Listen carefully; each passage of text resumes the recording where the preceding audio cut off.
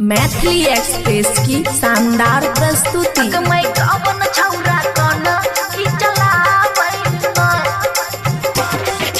कवन छौरा हमारा पटावै म्यूजिक बाय डीजे गुड्डू राज। हमारा पटावै खुशी रिकॉर्डिंग स्टूडियो बलुआहा। मैं कवन छौरा कन की चलावै मैं कवन छौरा कन की चलावै मैं कवन छौरा कन की चलावै मैं कवन छौरा कन की चलावै मैं छौरा से छौरा दरभंगा वाला ना मैं छौरा से छौरा कंदाहा वाला ना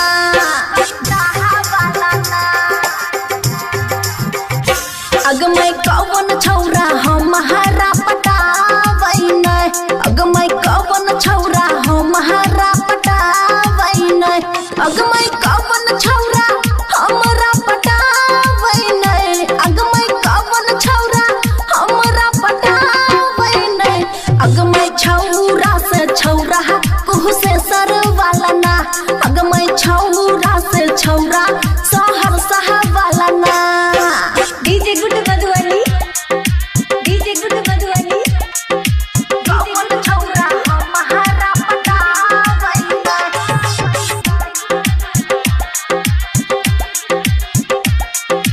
खुशी रिकॉर्डिंग स्टूडियो बलुआहा।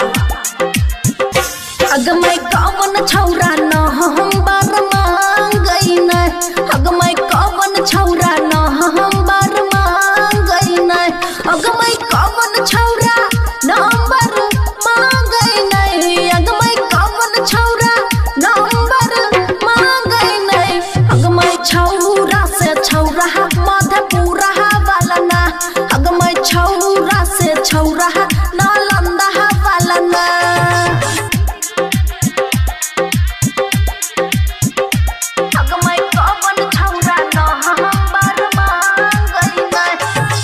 खुशी रिकॉर्डिंग स्टूडियो बलुआहा। मैं कवन छौरा सलह फीकी चैना मैं कवन छौरा सलह फीकी चैना मैं कवन छौरा सलफी खींचैना मैं कवन छौरा सलफी खींचैना मैं छौरा से छौरा मधुबनी वाला ना मैं छौरा से छौरा सिपहल वाला ना। Music by DJ Guddu Raj.